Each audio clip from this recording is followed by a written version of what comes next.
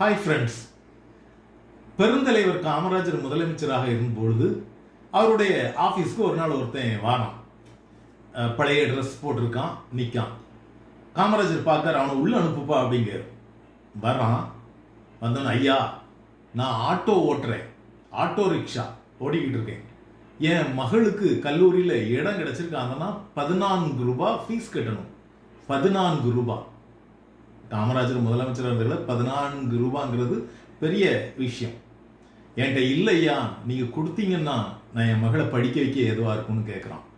காமராஜர் உடனே தன் உதவியாளனை கூப்பிட்டு, எப்போ அவன் 14 ரூபாய் கேட்குறான், உடனே கொடுத்து விடு, கல்விக்காக நம்ம எல்லாம் செய்யணும் ஒன்று கொடுக்கு. உதவியாளன் சொல்கிறான், ஐயா இது எந்த அளவு உண்மைன்னு தெரியாது, 14 ரூபான்னு இன்னைக்கு சும்மா வருமா, சும்மா கேட்டு போய் ஏதாவது செலவு பண்ணிடணும், கேட்டவுடனே கொடுக்க சொல்கிறீங்களே, எப்படி நீங்கள் உண்மைத்தன்மை கண்டுபிடிக்காம சொல்கிறது அப்படின்னு கேட்குறான். எப்பா நான் சொல்கிறேன் கொடுப்பா, போயிட்டு போட்டும் அப்படிங்கிறாரு காமராஜர்.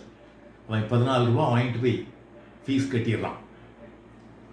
ஒரு வாரம் கழித்து திரும்ப அதே ஆள் வரான்.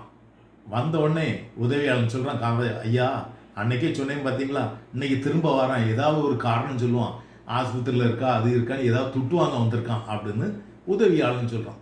சரிப்பா வர சொல்லுப்பா. அவன் வரான்.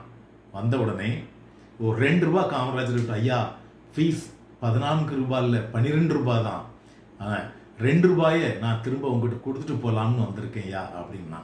காமராஜர் உதவியாளனை பார்த்தியா ஐயா, இப்படிப்பட்ட ஒரு நேர்மையானவன் இருக்கின்றான், உன் எண்ணத்தில் என்ன நோக்கத்தோடு பார்க்கின்றாய், நாம் மற்றவர்களை என்ன நோக்கத்தோடு பார்க்கின்றோம் என்பதுதான் உண்மையான நிலைமை. நன்றி.